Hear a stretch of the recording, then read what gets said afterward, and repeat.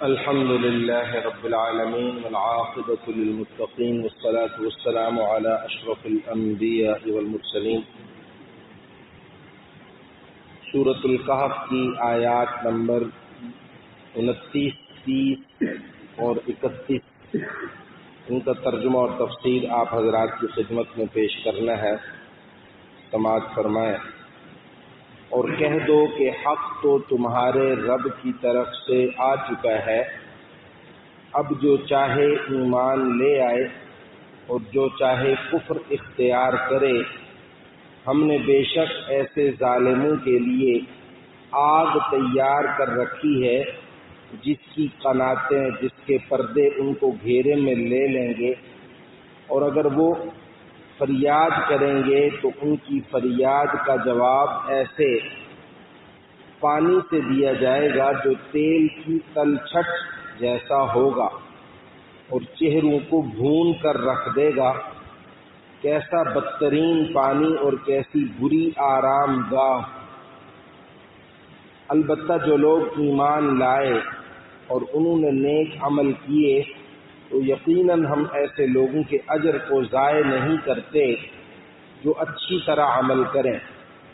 یہ وہ لوگ ہیں جن کے لیے ہمیشہ رہنے والے باغات ہیں، ان کے نیچے سے نہریں بہتی ہوں گی، ان کو وہاں سونے کے کنگنوں سے مزین کیا جائے گا۔ وہ اونچی مسندوں پر تکیہ لگائے ہوئے باریک اور دبیز کا معنی موٹا اور موٹے ریشم کے سبز کپڑے پہنے ہوں گے۔ کتنا بہترین اجر اور کیسی حسین آرام گاہ۔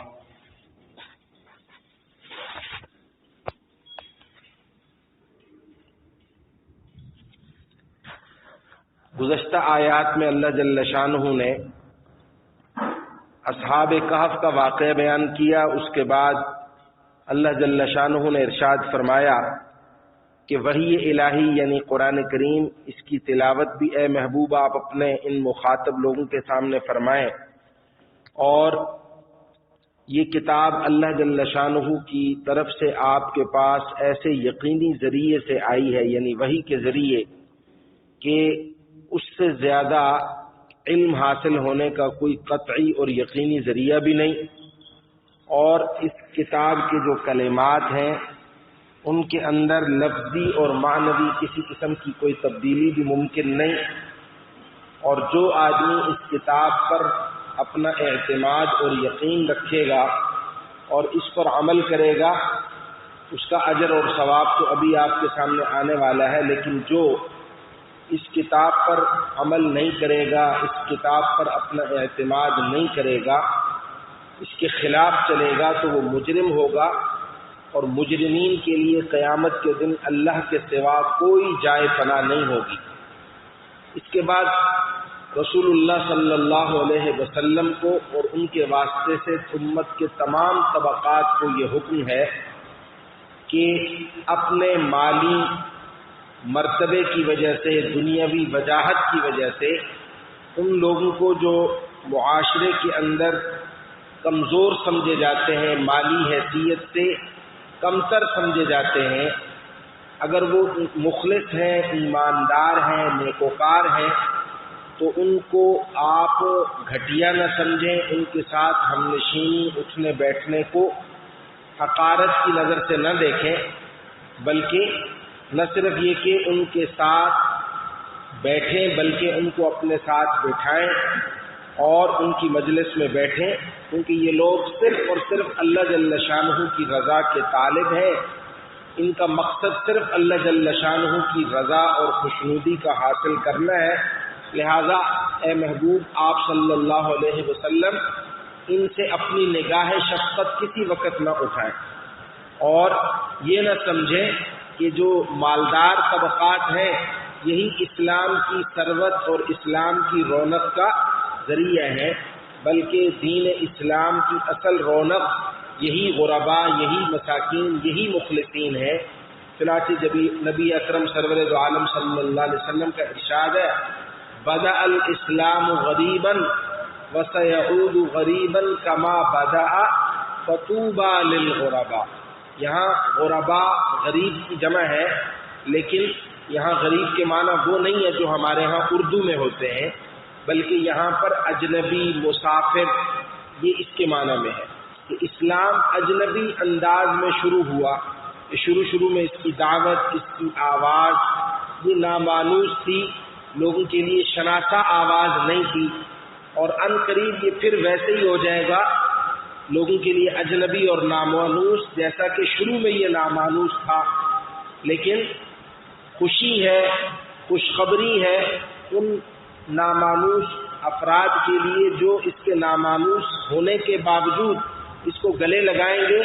اس کو قبول کریں گے، اس کو اپنا اوڑھنا بچھونا بنائیں گے، کہ ان کے لیے دارین کی ابدی سعادتیں اللہ جل شانہ نے رکھی ہیں. اب آج کی جو درس کی آیات ہیں ان میں اللہ جل شانہ نے پہلی بات تو یہ فرمائی کہ اے محبوب آپ ان لوگوں کو فرما دیں کہ حق آپ کے پروردگار کی طرف سے ہے،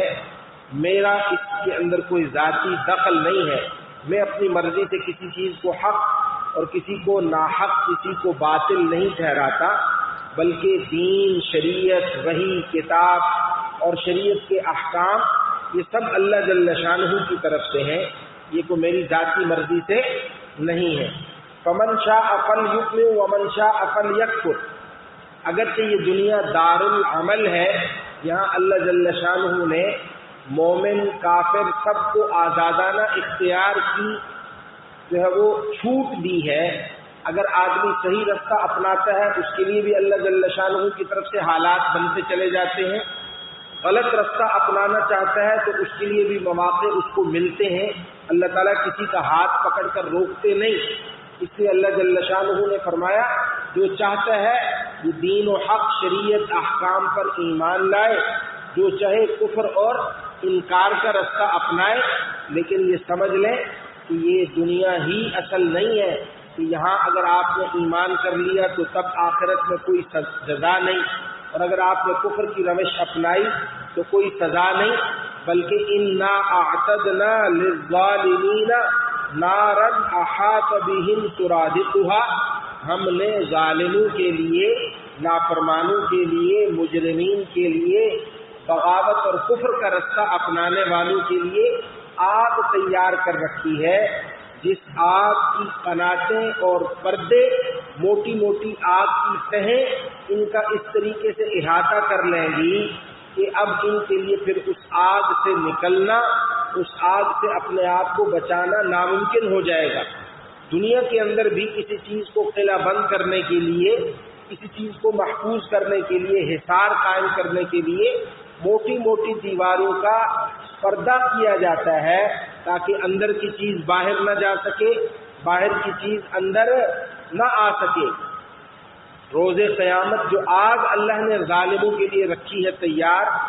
اس آگ کے لیے بھی ایسی لوہے آگ ہی کی پرتیں ہوں گی، تہیں ہوں گی، لیکن وہ پرتیں اتنی موٹی ہوں گی کہ اس ایک ایک پرت کو 40 سال کی مسافت سے طے نہیں کیا جا سکے گا. اور اب آپ اس سے اندازہ لگا سکتے ہیں کہ وہ آگ کیسی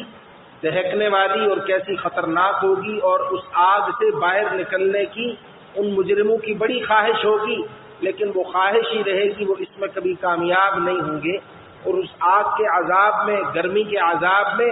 ان کو جب پیاس لگے گی، قرآن کریم کہہ رہا ہے اگر اہل دوزخ فریاد کریں گے کہ ہمیں کھانے کے لیے، پینے کے لیے کچھ دیا جائے، تو پینے کے لیے ان کو زیتون کے گرم تیل کی تلچھٹ دی جائے گی. بعض میں کہتے ہیں کہ ان کو گرم کھولتا ہوا پانی، بعض آیات سے معلوم ہوتا ہے کہ گرم کھولتا ہوا پانی دیا جائے گا جو ان کی آنتوں کو کاٹ دے گا. وَسُقُوا مَاءً حَمِيمًا، ان کو گرم کھولتا ہوا پانی پینے کے لیے دیا جائے گا. فَقَطَّعَ أَمْعَاءَهُمْ، وہ ان کی آنتوں کو کاٹ کر رکھ دے گا. یہاں فرمایا کہ یُغَاسُوا بِمَاءٍ كَالْمُهْلِ، ان کو پینے کے لیے دیا تو ضرور جائے گا لیکوڈ چیز، پانی، لیکن وہ در حقیقت گرم تیل کی تلچھٹ ہوگی جس کو وہ اپنے منہ کے قریب لے جائیں گے تو یشوی الوجوہ، وہ ان کے چہروں کو بھون کر رکھ دے گا، جلا کر رکھ دے گا. اور جنتیوں کو جب پانی ملے گا، جنت کی نعمتیں ملیں گی، تو کافر ان سے کہیں گے کہ یہ کھانے پینے کی کچھ چیزوں کا حصہ ہمیں بھی دے دو، تو اللہ جل شانہ کی طرف سے یہ کہا جائے گا کہ ان اللہ حرمہما علی الکافرین، اللہ نے یہ کھانے پینے کی نعمتیں اہل جہنم پر حرام کر دی ہیں۔ اللہ فرما رہے ہیں بئس الشراب، یہ کوئی پینے کی اچھی چیز نہیں ہوگی، یہ بیف، یہ کھولتا ہوا پانی، یہ تلچھٹ، گرم تیل کی تلچھٹ، یہ کوئی پینے کی بہترین چیز نہیں ہوگی، اور نہ یہ جہنم جو ہے وہ قرار اور آرام کی کوئی بہترین جگہ ہوگی، بلکہ بہت ہی بری پینے کی یہ چیز ہوگی اور بہت ہی بری یہ آرام کی جگہ ہوگی۔ یہ تو کفر، شرک، بغاوت، ظلم اور عصیاں